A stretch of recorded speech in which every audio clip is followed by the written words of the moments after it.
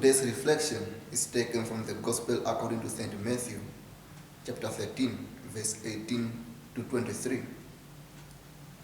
Today's Gospel reading presents a realistic picture of the various obstacles that can hinder us from hearing the word of the Lord in a way that bears fruit in our lives. The first obstacle mentioned is lack of understanding. We do need some understanding of the word that we hear. We don't necessarily need to do all kinds of courses, but we need some sense of who Jesus is if we are to hear his word with appreciation. The second obstacle is mentioned as the lack of roots. Sometimes we do not allow the word we hear to enter into us deeply enough.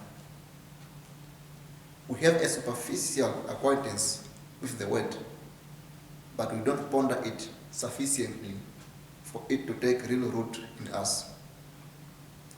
And what is not rooted in us can easily be abandoned when it begins to cost us something. The third obstacle is referred to in a double way as the worries of this world and the love of riches. They can be understood together as worry over worldly success and wealth. We cannot save God and mammon. If we try to save mammon, the Lord's word gets choked.